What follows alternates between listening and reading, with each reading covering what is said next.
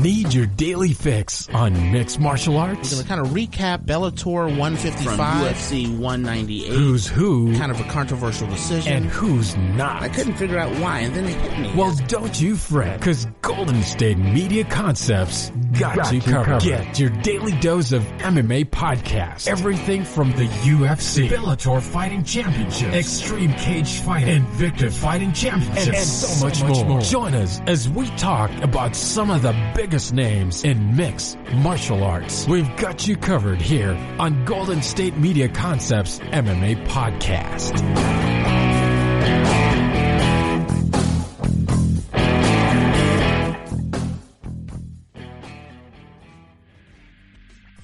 Thank you for tuning into the GSMC MMA podcast, brought to you by the GSMC Podcast Network.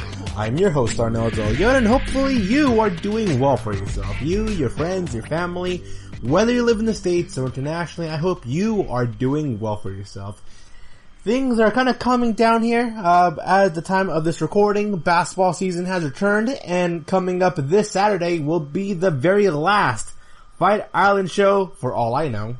I'm going to be giving a short preview of the Fight Island event coming up this Saturday, the UFC Fight Night event. But before that, I'm going to go over some news today. And this coming in just about an hour ago. From ESPN, Holly Holm, Irene Aldana UFC main event called off. So this was the main event right after Fight Island. It would be the first UFC Fight Night event after Fight Island. It will be happening at August 1st, just 2 weeks away.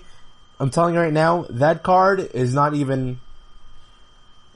There's only one fight so far in that fight card. Only one fight. It's ridiculous. So this is coming in from Ariel Helwani. The UFC has to force a change next weekend's main event. The Holly Holm vs. Irene Aldana headliner has been cancelled after Aldana was forced to withdraw. The current plan, according to sources, is to rebook Holly Holm and Aldana for an October 5th main event. As a result, the Derrick Bronson vs. Edmond Shabazian fight has been promoted to the main event. The current plan is for it to be a 3-round headliner as opposed to a 5-rounder due to the short notice switch. The Holm-Aldana bantamweight fight was expected to be a potential number one contender fight for Aldana, who had won 2 in a row and 5 of her last 6 fights. Shabazian, who is co-managed by former UFC champion Ronda Rousey, is considered one of the brightest young stars in the sport. The undefeated 22-year-old has finished 10 of his last 11 opponents, including his last 3 in the first round. He most recently knocked out Brad Tavares via knockout in November. Incredibly important stuff about that.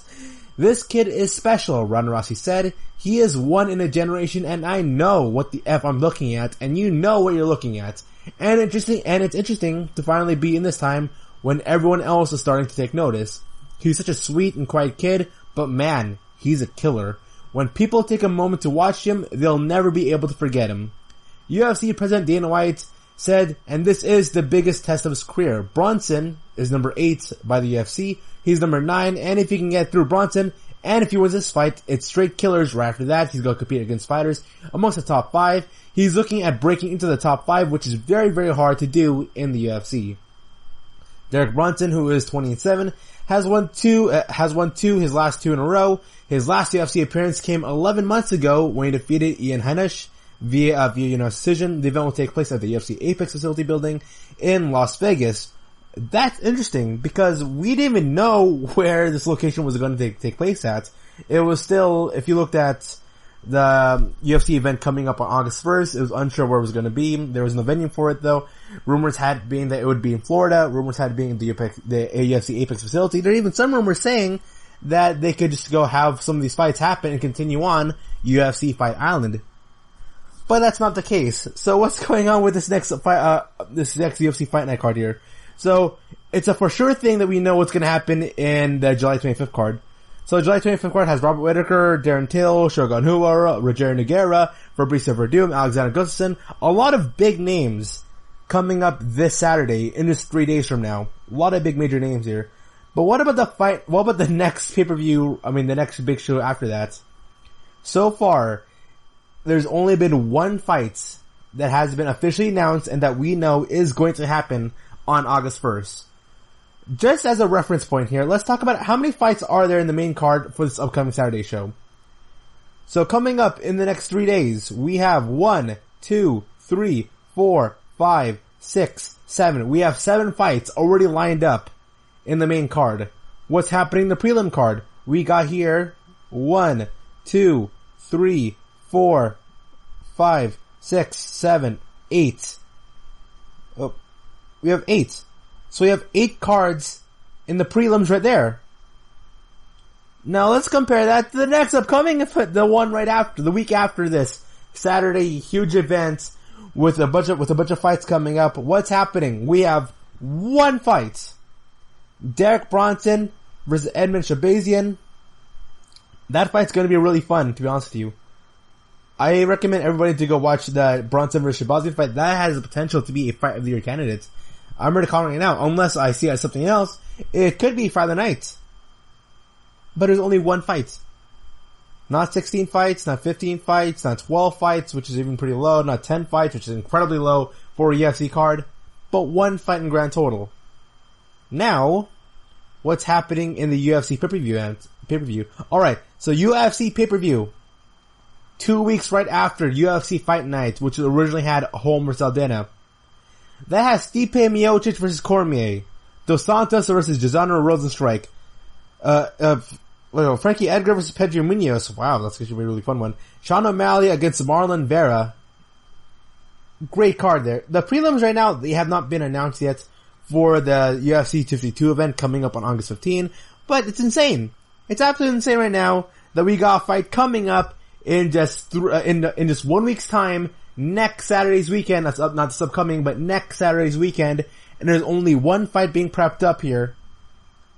And this isn't out of the ordinary, because there was a period in time, UFC Fight Night London was just the biggest head scratcher, biggest question mark I've ever seen for a UFC event.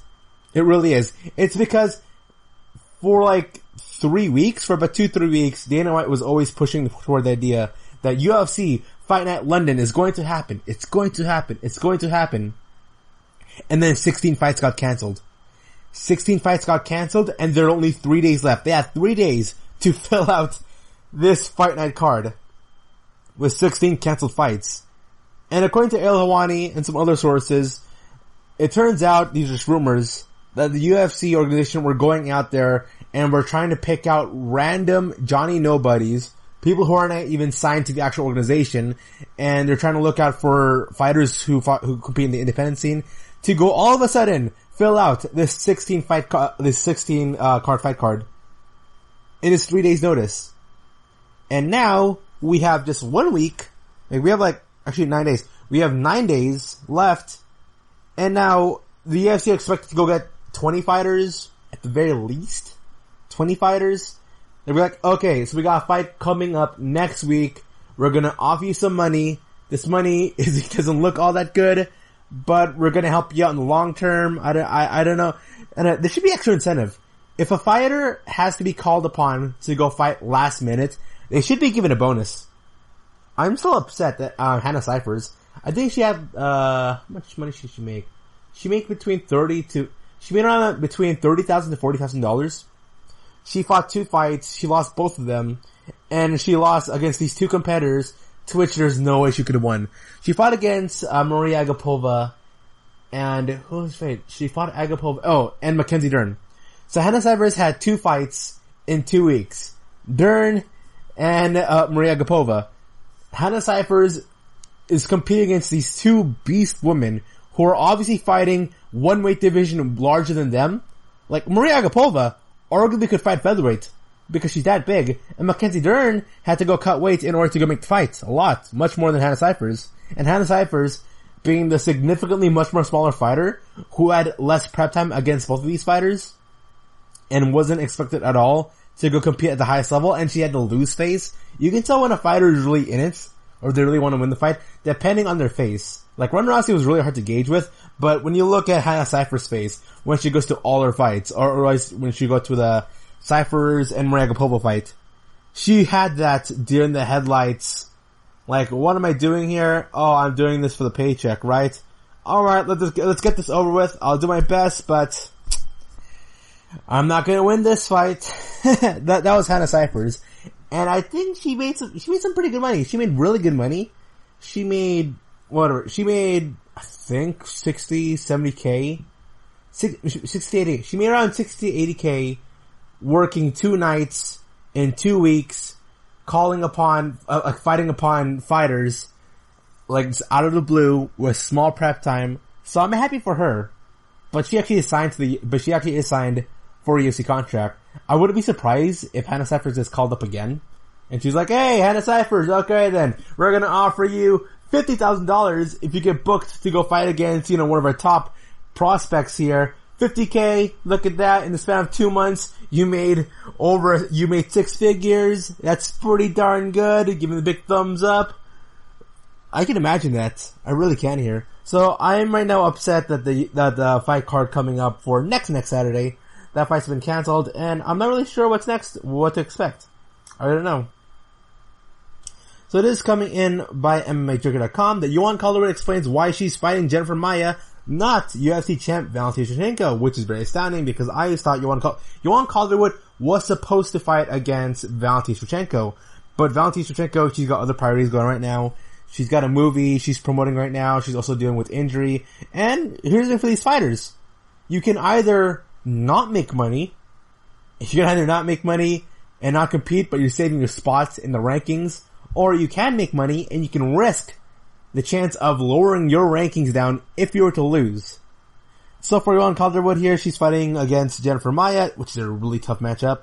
Joanne Calderwood will not be fighting for a UFC title, at least for now. The UFC Women's Flyweight Contender stepped in as a late replacement to take on Jennifer Maia at UFC on ESPN on August 1st in Las Vegas. Look at that. Wow. So Joanne Calderwood stepping up in just 9 days notice against Jennifer Maia. Jennifer Maia being a real actual, she's legit. She can take on anybody within the top 5. Her original opponent, Viviane Rejo, was forced to withdraw from the contest after testing positive for COVID-19 in the pre-fight screenings. Late notice switches happen often in MMA, but Joanne Calderwood, who is 14-4, 6-4 in the UFC, came as a surprise to many, as she was slated to challenge Valentina Shevchenko. But, Valentina suffered through an injury. With this sport, you've got to be ready for anything, Calderwood wrote on Instagram. I got word that Valentina pushed a date for her return back again, and I made the decision to take a fight. God is good. The next day, I got offered this one against Maia. Super excited because I was ready, and I am still ready. We all take risks, and the risk of waiting until the end of the year, or whenever the champ does decide to come back, is one I don't want to take. I am a peacock, you gotta let me fly. So Maia versus Calderwood. Calderwood is my pick to win the fight then. And I don't blame her. I really don't.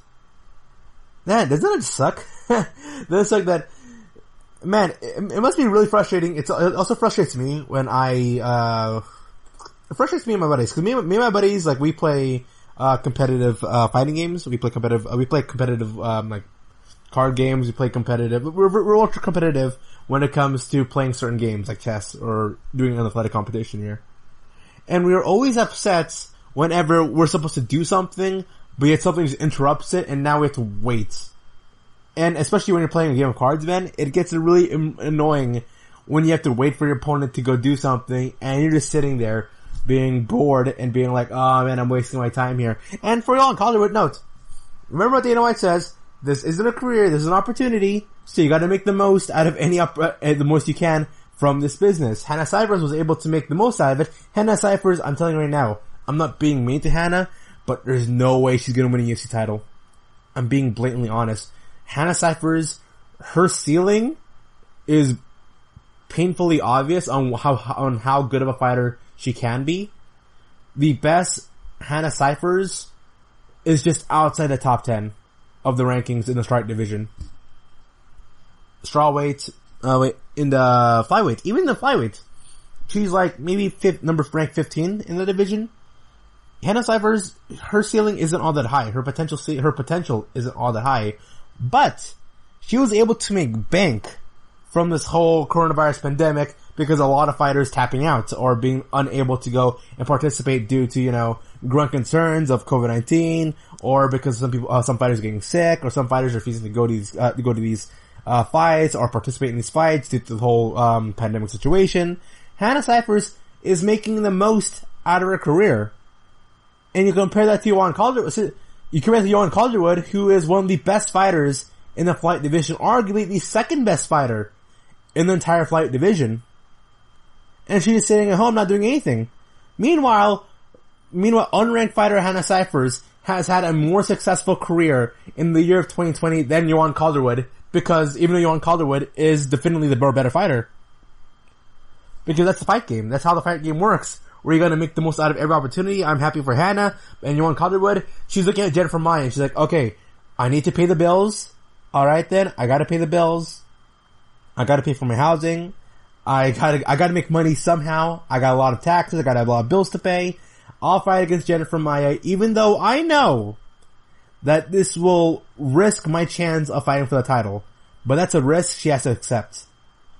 So you're listening to the GSMC MMA podcast. Coming back right after the short break here. See you soon.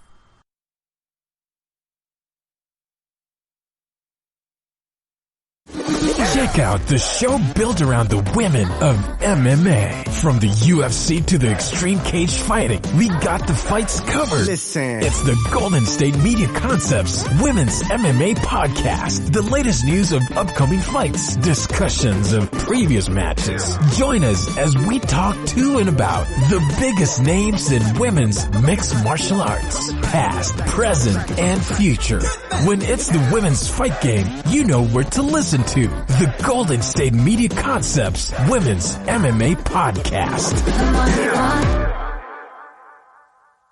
This is your ultimate stop for everything sports. The Golden State Media Concepts Sports Podcast. Should I say more? From the NFL, MLB, the NBA to MMA, it's all in here. The Golden State Media Concepts Sports Podcast. Listen now.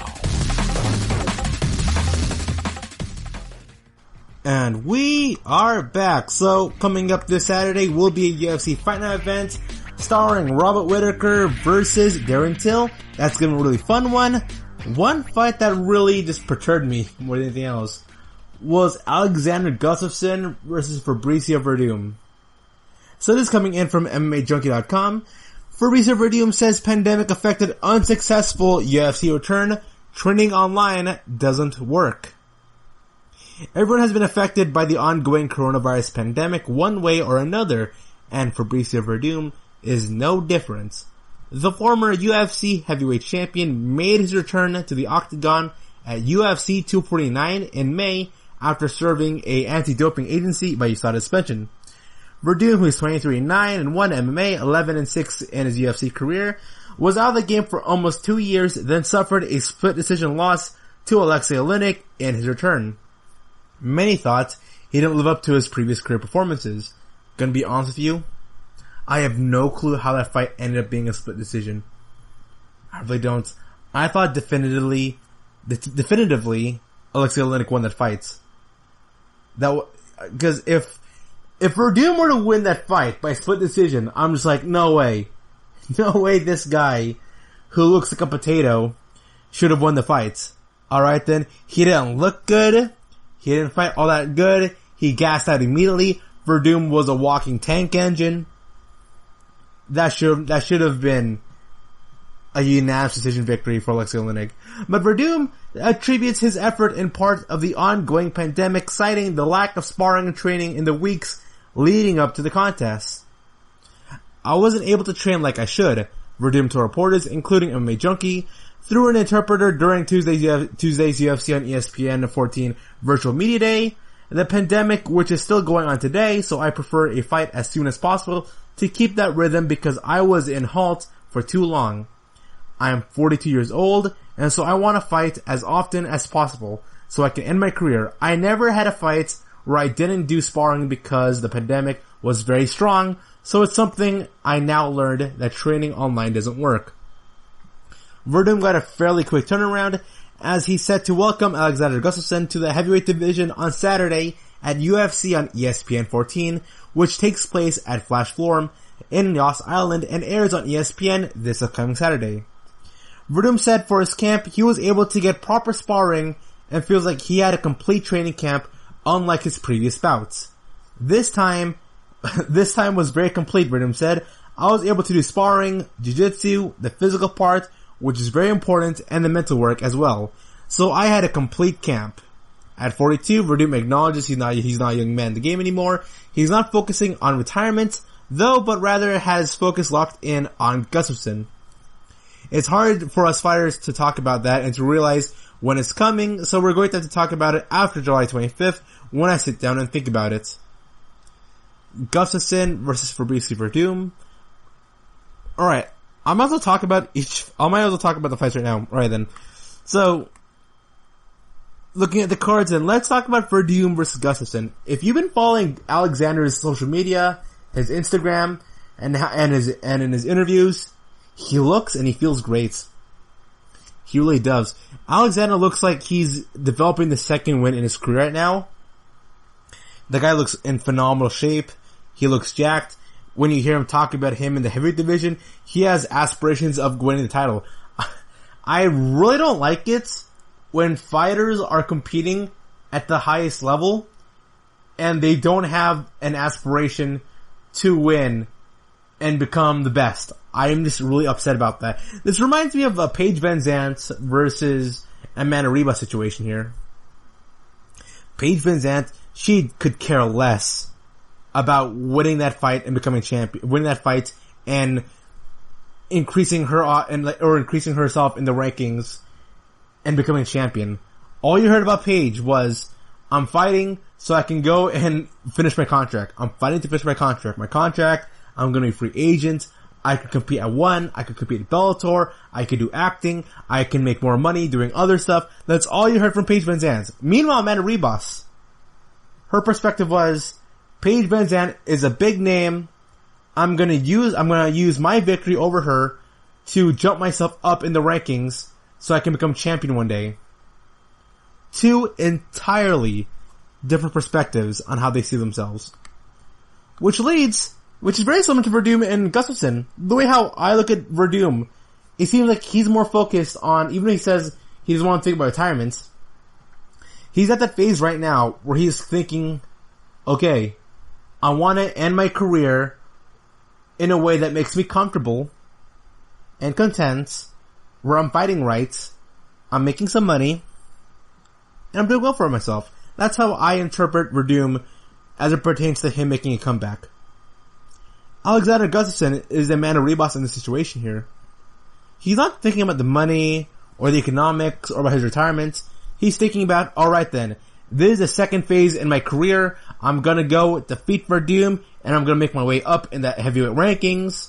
I'm gonna go do this because I don't like the fact that I wasn't able to go win the championship at light heavyweight. I'll go and try something new at heavyweight. I want to revitalize my career. Alexander Gustafsson. Fabricio Verdum. Well, you know what? I want to go fight against Gustafsson because, I'm nearing that age. I'm not young anymore. I don't want to talk about retirement though, but yeah, I just want to be in shape. I'm not sold on Verdum. I'm not sold on him. When I saw Verdum against Alexei Oleinik, he looked out of shape. He looked gigantic. He gassed out in just mere minutes in, just 2.5 minutes into his fight against Alexei Oleinik. By the middle of the second round, it looked like he just didn't want to be there, and he was just there on the octagon. He just keeps pushing forward until the bell rings. That's how it looked like. I am not sold on Fabricio Verdum, which is a shame, because Verdum is an all-time great. He really is. But now, I don't know. I don't know what to expect of Verdum. Maybe, because here's the thing. Andrei Arlovski is in a better position right now in his career, being the fighter who's going to go compete at the prelims, doing what he can, making as much money as he can, but he's still fighting at a pretty solid level here. Not the highest level, but he's fighting, pretty good, pretty solid. I believe Verdum wants to be in the same position as Arlovski. Fighting, making money, having some good showings. That's what he wants. Robert Whitaker versus Darren Till, which is the main event. Ooh. That's gonna be a real tough one. I know Robert Whitaker, he's going through a lot of things right now in his personal life. He's going through situations, like, involving his agent, like his agency, his manager, money problems. There's a lot of extracurricular stuff happening right now with Robert Whitaker. Meanwhile, Darren Till, if you listen to Darren Till's recent interviews, man, he feels confident. He feels really good. He feels great about himself. Darren Till looks like he's motivated. I still remember when he talked about his problem with Kelvin Gastelum. Darren Till, upon losing to Tyron Woodley, was super unconfident about himself. He had doubts about himself. He was thinking, oh man, I don't even, he went through that period, that phase that a lot of fighters go through, and that, hey, do I even enjoy fighting anymore? Do I even enjoy being an MMA fighter? I want to go take some time, take a rest, take a break. This aura, the shield of invincibility, just went away for Darren Till. And then, after Darren Till was able to go fight against Kelvin Gastelum, and after him facing his fears, because Darren Till said himself that he was afraid of Kelvin Gastelum. He was afraid of him, and he was even considering backing off from the fight. He really was thinking, okay, maybe I can feign an injury just 3 days before the fight even happened, because he was that scared. He was able to battle his fears, he defeated Kelvin Gastelum, and now he has a lot of confidence in himself. And Robert Whitaker, I'm not sure what's going on with his personal life, or what's going on with his situation there. But when I look at Whitaker and Darren Till, this could be an awesome fight. I don't see this fight going off by decision. I don't even see this fight going to the third round. I see two fighters here who are total slobber knockers. The safe pick would be Robert Whitaker, but Whitaker is coming off a loss while Darren Till is coming off a win from Gastelum. So this is complete. This is a complete toss-up here. I'm gonna go for Darren Till. It feels like his stock is rising up while Robert Whitaker's stock is going down. That's what I'm going for then. And they have Mauricio Shogun Rua against Antonio Rogério Nogueira. Wow! Shogun versus Rogério Nogueira. This is interesting. This is very interesting. Because for one, I genuinely thought Shogun Rua already retired. I genuinely thought both of these fighters already retired. But no, they're still going at it. Two legends of the sport. Two proper veterans of the sport going right at it. Mauricio Shogun Rua is my favorite MMA fighter of all time. He got me into mixed martial arts. He got me into combat sports. No. Manny Pacquiao got me to combat sports because I'm Filipino. And then Mauricio Shogun Rua got me invested into becoming an MMA fan. I can't predict that fight. I know who I want to cheer for. I want to cheer for Shogun Rua to win. But man, it's so bizarre that these two fighters are still competing at a high level. They're the co-main event. Wow. Carlos Esparza versus Marino Rodriguez. I always say pick on the safe bet here, but I've been so unimpressed by Carlos Esparza's recent performances, especially in that fight against Michelle Waterson, to which I didn't think she won the fight. What I predict in this fight is Carlos Esparza, she needs a decisive, dominant victory in order for her to slide her way into competing in the top 5.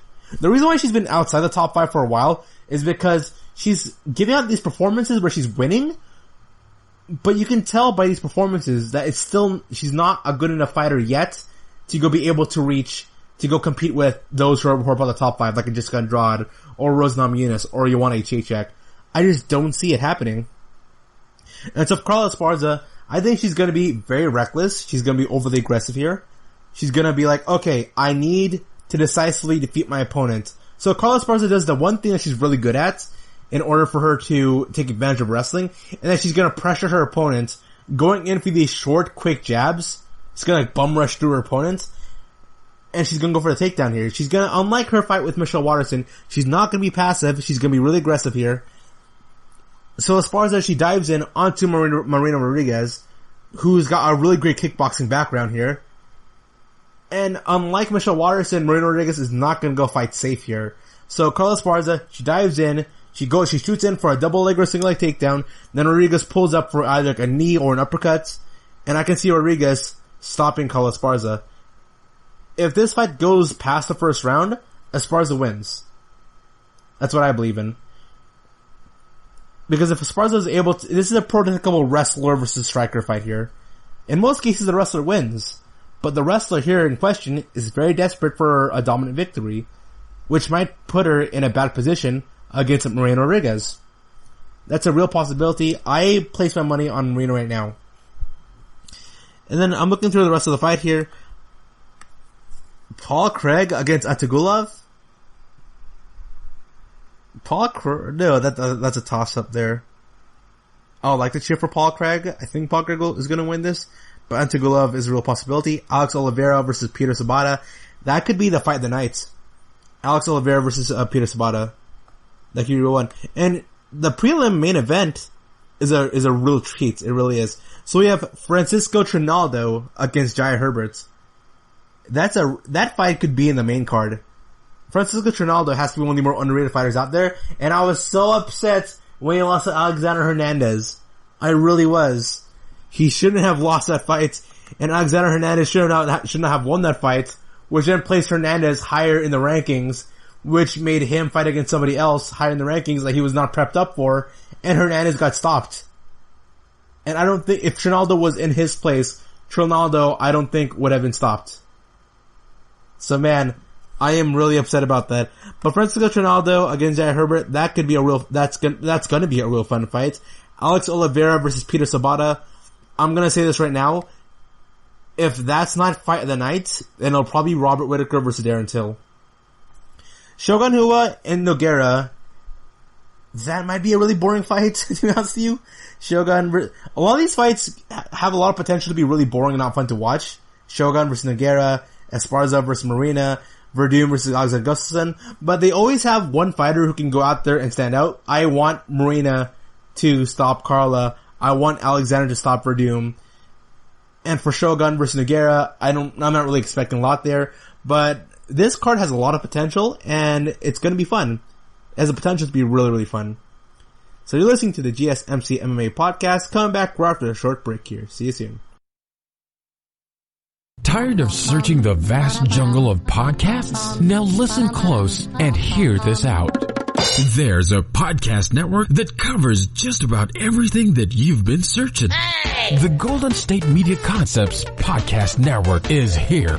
Nothing less than a podcast bliss with endless hours of podcast coverage. From news, sports, music, fashion, cooking, entertainment, fantasy, football, and so much more. So stop lurking around and go straight out to the Golden State Media Concepts Podcast Network. Guaranteed to fill that podcast itch. Whatever it may be. Visit us at www.gsmcpodcast.com. Follow us on Facebook and Twitter, and download us on iTunes, SoundCloud, and Google Play.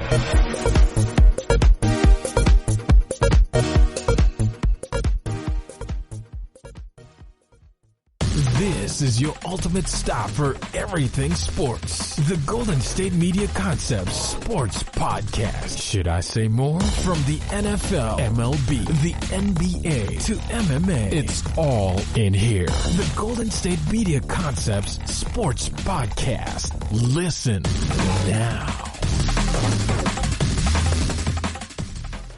And so there's a lot of speculation that there's going to be Israel Adesanya versus Paulo Costa. That fight is not official, but that's a fight that's been offered for both fighters. According to Dana White, a contract has been offered for Adesanya and Paulo Costa to happen. A contract was given to both fighters. And so far, things are kind of, it's unofficial that those two are going to be fighting, but that's what is expected. It's expected these two are going to fight each other, and it's also expected these two will be the will be the coaches for the Ultimate Fighter show. And so Robert Whitaker, he gives his own opinion. Robert Whitaker breaks down Adesanya versus Paulo Costa. It is coming in from BJPen.com. Robert Whitaker believes UFC middleweight champion Israel Adesanya has the skills to defeat Paulo Costa. That being said, Whitaker sees Costa as a dangerous challenge for the champion. The Australian talent broke down the Adesanya versus Costa matchup, which is expected to occur at UFC 253 in September, during a media scrum ahead of his fight Saturday night against Darren Till. Who can say? I think Adesanya has a skill set necessary to defeat Costa, Whitaker said during media day. He's very technical, he's very good, he's a good fighter, don't like him very much, but he's a good fighter. But Costa's dangerous, he's so explosive, he's got mad cardio, and he hits like a truck. Look at the size of him. I'm sure that does something. That has something to do with why he keeps hurting people. Size doesn't matter. Look at the size of him. He's huge. So Whitaker's just going on about, oh my gosh, this guy is so gigantic. Here's the weird part about it. Paulo Costa, he passes every USADA test. He looks like he should be on something, but he's not, apparently. But Robert Whitaker has not fought since he took on Adesanya on back in October. He wound up losing the fight via knockout, which signaled the end of his reign as the UFC middleweight champion. After the fight, Whitaker acknowledged that he was dealing with some mental health issues and took an extended break, which will come to an end when he steps into the cage with Darren Till. And so this is coming in from MMAfighter.com. Former UFC fighter Boston Salmon suffered a gruesome injury as a result of an illegal knee in LFA. Ooh, this is really tough to look at. Former UFC fighter Boston Salmon suffered several injuries as a result of an illegal knee strike in his most recent fight for the Legacy Fighting Championship. The incident occurred in the second round when Salmon was facing off with Sean West as part of the LFA card on July 10. After both fighters landed punches, Salmon stumbled backwards, and after West regained his own balance, he rushed forward and landed a knee flush to the head. Sadly, Salmon was still much a grounded fighter, which made the strike illegal, and he was knocked unconscious. As a result, West was qualified and Salmon was awarded the victory. You get the victory, but was it really worth it though? Hopefully your salary was good enough for you to pay off the surgery you need. Now in the aftermath of that devastating foul that led to the end of the fight, Salmon's manager, Brian Butler, has released an update on the fighter along with the injuries he suffered as a result of the illegal strike. What we have to focus on here first and foremost is Boston's health. Butler wrote on Instagram along with photos showing off the extent of Salmon's injury. The knee landed with incredible force and caused Boston to suffer a broken orbital and cheekbone. Aside from the DQ, we feel there should be disciplinary actions enforced by the commission to set a higher precedence on these types of fouls. There was no question about the legality of the knee, and Boston was awarded the win at the end of the contest. It goes without saying that this is not the way Boston wanted to fight, to be determined. As a team, we are sitting with Boston and his family to discuss what we want to do going forward. Boston would like to thank LFA and their staff for getting him back on stage and giving him the opportunity to perform. For now, Boston is going to undergo and perform examination, and we'll determine the next steps as we go. Yikes, you just don't want to see that stuff. You really don't. And, okay, so I'm thinking about this right now. You guys remember Greg Hardy, right? Greg Hardy's debut in the UFC. I don't know if it's really he had a tough outing in his first couple fights here, in that he won a fight with an illegal knee. I think his opponent was on the cage, and he had like one knee down, one arm down, and then Greg Hardy pulled out a knee, he hit an illegal knee strike on the guy's face, and his face whiplash back to the cage. And after that fight happened, I'm looking at a bunch of the comments, I'm looking through forums, and a lot of people were like, wait a minute, this is the UFC. It's a full contact sport, right? How the heck is this knee illegal? And I started thinking to myself, how would another person react to this? I have a lot of friends who don't follow the sport of mixed martial arts. They follow it casually, like they'll see the news, they look at highlights on YouTube. But I remember I showed them at the Greg Hardy fight, and if I were to show them this injury here to Boston Salmon, they would think to themselves, wait a minute, why is that disqualification? Why is that an illegal knee strike? And the rules of mixed martial arts don't make that much sense. They really don't. When I have to explain, one of them told me, wait a minute, why is it legal to do a head kick, but not legal to go do a knee strike? Like a knee strike with someone's arm in the ground. And I said, well, it's more dangerous. It's more bad on the fighter if they take a knee to the head with one arm down than it is to a head strike. I really couldn't explain to them. I couldn't explain to them why it's fine to do a standing knee strike or a head kick, but it's not right to do a knee strike when they're on the ground. I just couldn't explain it to them. I couldn't. Which led to me to another forum, that was talking about a discussion between Sam Harris and Joe Rogan, where they were talking about how mixed martial arts is really good for building character. It's really good for building character, but then someone, like on the comments or in the forums, made an argument that is it ethical to go promote, violence in mixed martial arts? Is it really ethical? Like, what's the fine line? And I'm in agreement with a lot of people that said, well, are you watching mixed martial arts because you just want to see people get beat up? Or are you watching mixed martial arts because you're a fan of the technique, of the styles, of the problem-solving aspect of things, of the narratives, of the story, of the characters? what are you interested in as it pertains to mixed martial arts? But I still can't figure out the answer here on why is it fine to throw a knee strike on a clinch? Why is it fine to throw an elbow? Why is it fine to throw a head kick? Why is it fine to throw a spinning back kick, to that of Uriah Hall, spinning back kick, back at the Ultimate Fighter? Why is that fine, but yet a knee strike when the person is on the ground? Why is that not fine? Mixed martial arts is weird, which leads to the next over here, which is Russian fighters coach sports neo-Nazi symbol during UFC broadcasts. This is being reported in by BloodyElbow.com. Kareem Zidane delves into the Sunrana tattoo that was visible on Roman Bakitov's coach during the UFC 251 broadcast, and why it is widely accepted as an extremist Nazi symbol. I'm looking at the image right now, and I've seen this image, and even I did not know this is a neo-Nazi symbol. But apparently it is. It's like a weird circle. Okay, the way how I saw it the first time, it looks like a circle. Okay. It looks like the Death Star. That's how I'm seeing it. When I first look at this image, I think of the Death Star from Star Wars. Not neo-Nazi. But the UFC's Fight Island venture a 4-event showcase set on the pseudo-isolation area of Yas Island during a UFC 251 prelim bout between Roman Bakitov and Leonardo Santos, a fight that saw the Russian fighter get deducted 2 points for multiple low blows and an illegal knee. Bakitov's coach, Alexei Kaiser, was sporting a Nazi symbol on his right elbow. The symbol is known as the Schwarz Sun, Black Sun, aka the Sunrad, and is synonymous with far-right groups that traffic in neo-Nazi ideologies. According to the Southern Poverty Law Center, the symbol is based on the ancient sun wheel artifacts that were used by Norse and Germanic tribes as symbols of pagan beliefs. However, those ancient symbols do not resemble the complex symbol of the contemporary Black Sun, which was co-opted by Himmler, the main architect of the Holocaust. The version of the Black Sun that is visible on Kaiser's elbow is the same one that Himmler had inlaid into the marble floor of the Wisselberg, an ancient castle that housed the SS during the Third Reich. The symbol was visible between rounds during the UFC broadcast, and once again, I'm looking at this, I would have not guessed that would be a neo-Nazi symbol. Kaiser, 28, is a heavyweight fighter with a 10-4 professional record, which includes a 5-fight win streak in the Azerbaijan-based Ace Fighting Championships promotion.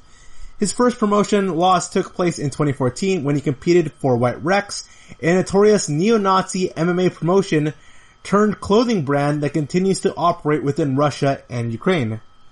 Founded in 2008, White Rex is a Russian clothing brand that appeals to fans of combat sports. The company produces shirts, hoodies, pants, sports gears, and other items branded with fascist and neo-Nazi symbols. Occasionally, the symbols are disguised, but not always. Indeed, they have produced t-shirts that clearly show the Black Sun and swastika amalgamated into a single symbol. Some of the White Rex shirts openly state slogans such as Zero Tolerance, Angry Europeans, and White Rex Against Tolerance. Others include women's wear, sports symbols such as 88, which stands for Heil, you know him. On October 2013, White Rex ventured to Moscow for its first pro MMA tournament and dubbed the event Birth of a Nation. Oh my goodness, which is a reference to the movie title 915. Me being a film student, me being a media student, I had to rewatch that movie so many times. It's basically a requirement for every class. If you, as it pertains to so I majored in media with a minor in history and education. And for those 3 subjects, I had to learn about the Birth of a Nation movie. So multiple times throughout the entire year during my time in uni, I watched that movie well more than 10 times. I'm being honest with you.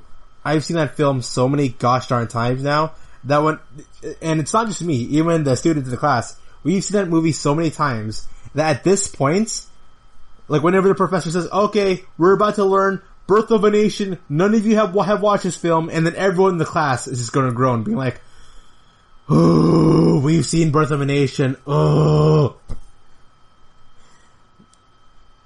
I'm telling you right now, that film, I'm not saying it's a good film at all. I'm just saying that 1915 film surprisingly has really advanced film techniques that nowadays a lot of people should like take notice of, to be honest with you. There's a lot of amateur filmmakers nowadays that are very weak, that are like really weak in terms of like angling of the shots and positioning, and it's weird. But really, this 1915 film is really good at angling shots. So strange. So the movie Birth of a Nation, which is romanticized by the KKK, is credited as a pivotal inspirational, I already know this stuff, but White Rex's brand logo also used a black sun, which was amalgamated with a warrior helmet in the center, leaving little doubt of the organization's neo-Nazi fueled ideology. So here's an image. Here's an image of Kaiser and Fedor Emelianenko. And the image here's Kaiser sporting White Rex's Black Sun logo on his shorts during a seminar session with Fedor Emelianenko. I don't think Fedor is a neo-Nazi. I can guarantee you that. But Kaiser's social media pages also filled with clear messages of his Black Sun symbol. Speaking to Bloody Elbow through his official Instagram page, Kaiser defended his extremist tattoo, instead claiming it was a Slavic pagan symbol. For you, it has one meaning. For me, as a Slavic person, another. Not a single colored person has been harmed by me. I have nothing to do with this. You overreact and look for a grain of discord where there is none.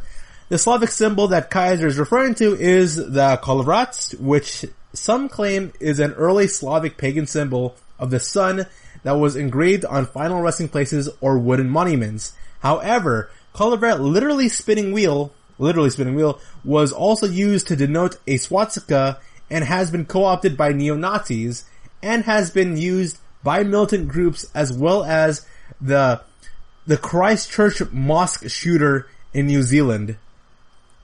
When pushed on the extremist ideology linked to the Kolivrat, Kaiser responded, "For you, this has one meaning. For me, let us close the subject." The Russian fighter then directed me to an Instagram post on his profile that showed screenshots of his conversation with Chisanga Malata, an MMA journalist with the Daily and Sunday Express. The screenshot showed Malata apologizing for identifying Kaiser's tattoo as a neo-Nazi symbol, which it is.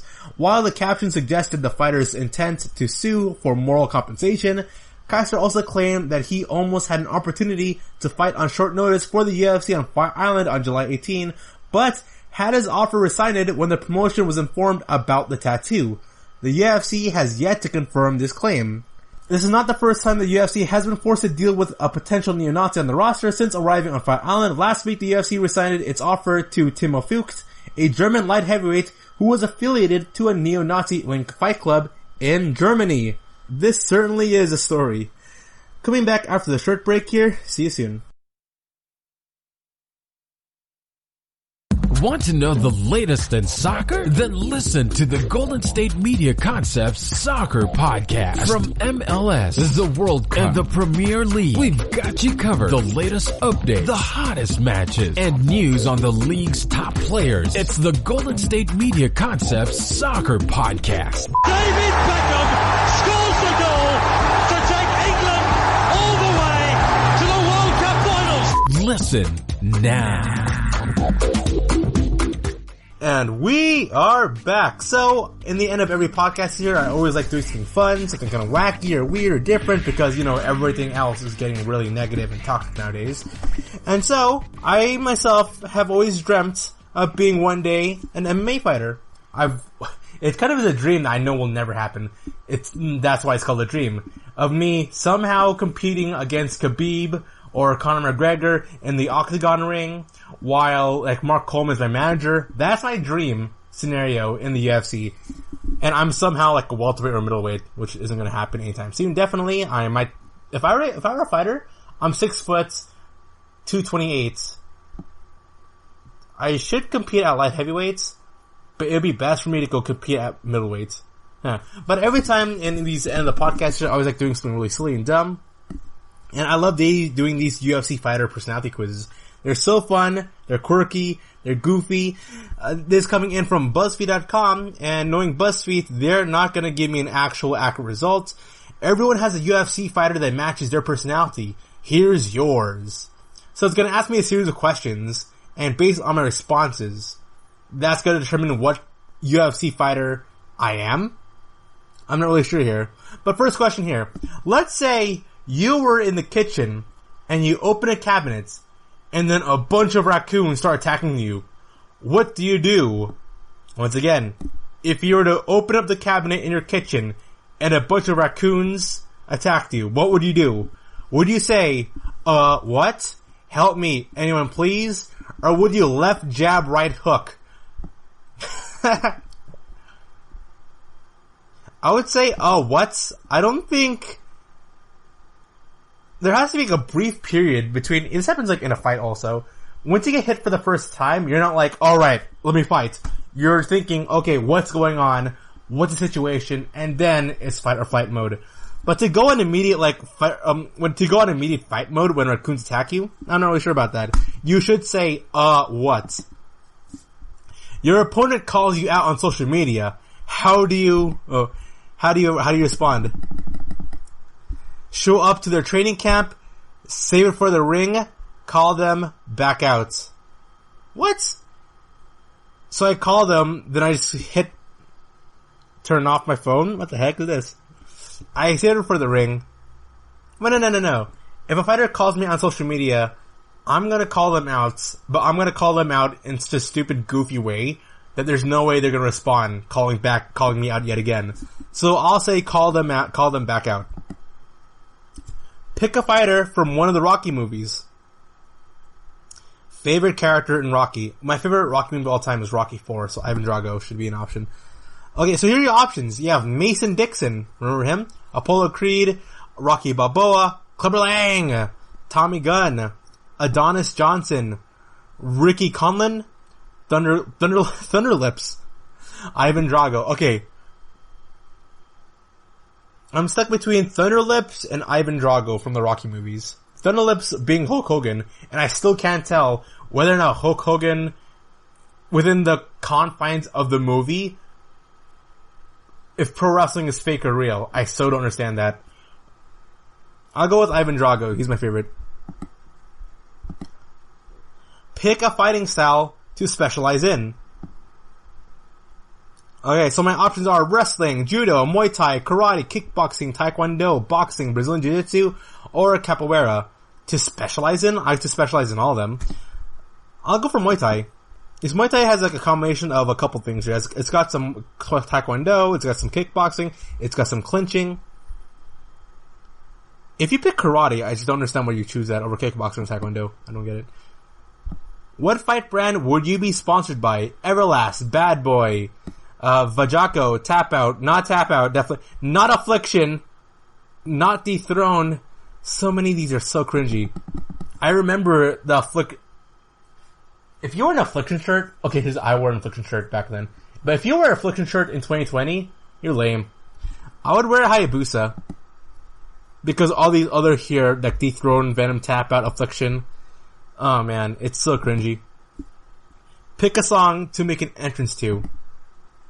Would you walk out to Rough Riders by Anthem DMX? Oh, that's an automatic, that's a really good one there. Saint Anger by Metallica? Not the biggest Metallica fan. Trapped Headstrong? Nope, that's too grunge metal for me. Hands on Sight, Father? No. Lose Yourself? I love Lose Yourself, but no.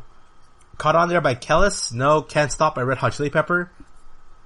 Square Up by Zach Fox? Or Nuck If You Buck by Crime Rob? Easy, DMX. Without doubt about it. I still remember Dana White's story, where when he thinks about Mike Tyson, he thinks of like DMX boom, boom, boom, boom song. Which famous boxer would attend your fights? Which famous boxer would attend my fights? Oh, Manny Pacquiao, dude. It's easy to get Mike Tyson in. It's easy to get Deontay Wilder. It's easy to get Layla Ali. It's easy to get George Foreman. Then I'm picking Manny Pacquiao just because A, I'm Filipino, and B, you got Manny Pacquiao to watch your fight? Dang, impressive. Pick a nickname that'll scare your opponent. A nickname that'll scare my opponents. Thunder Punch. Well, that's more of a move than scaring opponents. Iron Fist. It makes me think of the superhero character. That's kind of lame. The Jaw Shatterer. Josh Adler's pretty good. Heavy Hands, The Punisher, The Rumbler, Killer Instinct, Death Blow, or Skull Crusher. All of these are bad. I'll go for Killer Instinct because I like the video game. How do you think you would win the fight? Knockout 10 seconds in. Yep, knockout. So, everyone has a UFC fighter that matches their personality. Here's yours. Alright. Every time I do any of these personality tests, anytime, I always get the exact same answer. Conor McGregor. And guess what I got here? I got Conor McGregor. You are cocky as hell and foul-mouthed as ever. People either love or hate you, but one thing that's sure they can't deny is your skills, because you work hard at everything you do. That pretty much matches me, honestly. I'm a very competitive person, and I play a lot of competitive games with my friends here. And I get the same. They either hate me or love me. Like, in the beginning, they're like, hey man, what's up? Let's go do this. And then by the end of the day, they're like, oh man, dude, you're like the worst person ever. Or they're like, oh man, you're awesome. It's so weird. But Conor McGregor, throughout all the personality, all the tests, all the quizzes I've taken, it matches me all the time, Conor McGregor. Okay, so let's redo this again, but let's go the goofier out here. Alright, so, you open the cabinet and a bunch of raccoons attack you. What would you do? I would punch them. Yeah, I would punch them. It's really just like that, alright? Your opponent calls you on social media. How do you handle it? I show up to their training camp and I point at them. That's what I'm gonna do. To show that I'm a real man, I'm gonna point at them at their training camp and be like, hey man, I'm a prize fighter. Hey man, yeah, I'll see you in the octagon next week. Pick a fighter from one of the Rocky movies. Alright, who's the worst character in Rocky? Oh, Tommy Gunn. Yeah, no one likes Rocky 5, dude. Pick a fighting style to specialize in. What is the worst fighting style? Wrestling, judo, Muay Thai, taekwondo, kickboxing, karate, boxing, Brazilian jiu-jitsu, or capoeira? Karate has a good basis, but capoeira is so cool. Okay, what's worse, karate or capoeira? Capoeira, just because it would be so fun if I were to pull that off in a real fight. What fight brand would you be sponsored by? Affliction! Watch. My response is gonna be like Derrick Lewis or something like that. Like something just really weird. Pick a song to make an entrance to. What song here is really bad? Oh, Metallica. Yep. I'm going after Metallica. Which famous boxer would attend your fights? George Foreman. After the fight, I'm gonna eat off his grill. Pick a nickname that'll scare your opponent. Thunder Punch, Iron Fist, the Jaw Shatterer, Heavy Hands, the Punisher, the Rumbler, Killer Instinct, which was last time, Death Blow, Skull Crusher, Death Blow. Cause once I touch you, man, bam, just like that, you died, apparently. Weird. How would you think you would win the fight? My name is Death Blow. My nickname is Death Blow. I'm mastered in the arts of capoeira, and I like punching raccoons. Also, I like to win all my fights by decision. Oh my goodness. Everyone has a UFC fighter that matches their personality. Here's yours. You got Miesha Tate. You have a huge and kind heart. How? I punch raccoons. But you're also tough as nails. You work hard and you don't believe in giving up, so any challenger will have a long day trying to defeat you. Okay, the only thing that matches Miesha Tate here is the decision.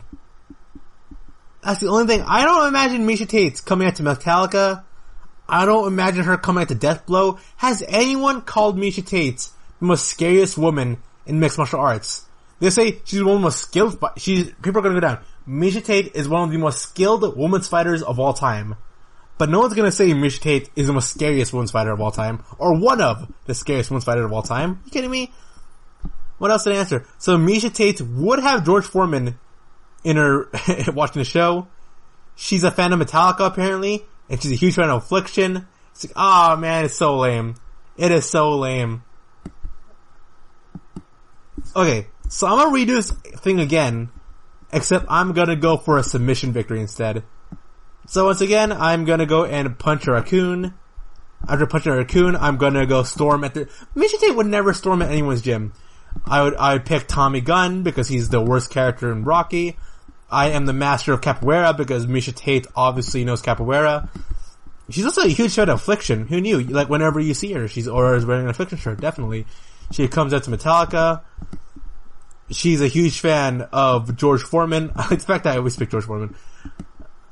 Her nickname is Death Blow, because once she touches you, man, she's gonna end you with her submission victory. Now I add submission here. And Amanda Nunes! So you may tell me that Amanda Nunes and Miesha Tate are the exact same thing, with the exception being Miesha Tate likes to win her fights by decision, while Nunes likes to win all her fights by submission. Sure, let's just go with that. BuzzFeed, you definitely don't disappoint me at all. You definitely don't disappoint me at all. Amanda Nunes, you are the real deal. It's almost scary. You're extremely passionate about what you do, and it's almost contagious. You're dedicated, and you never take any shortcuts because you know it'll pay off in the long run. Isn't submission victories kind of a shortcut for you to go get a victory? Like, here's the thing. Knockouts and submissions, you do those so you can bypass a decision victory. And here it's like, you don't take any shortcuts. Strange. If you guys haven't taken this quiz yet, go check it up. You can go find it on BuzzFeed.com. Go type in UFC Personality Quiz. It's the first thing that's going to pop up that you're going to see. And the first image you're going to see from the page is the raccoons attacking you or attacking somebody at a kitchen. Bizarre. How bizarre. Well, that brings us to a close for today's podcast. All I have to say is thank you. Thank you for listening to the GSMC MMA podcast brought to you by the GSMC Podcast Network. I'd like to ask you, please remember to subscribe to the show and write a nice review. That really helps us. Also, you can please follow us on Facebook, Twitter, and Instagram. Thank you, and have a good night.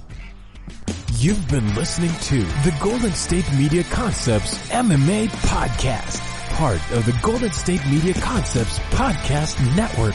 You can find this show and others like it at www.gsmcpodcast.com. Download our podcast on iTunes, Stitcher, SoundCloud, and Google Play. Just type in GSMC to find all the shows from the Golden State Media Concepts Podcast Network. From movies to music, from sports to entertainment, and even weird news. You can also follow us on Twitter and on Facebook. Thank you, and we hope you have enjoyed today's program.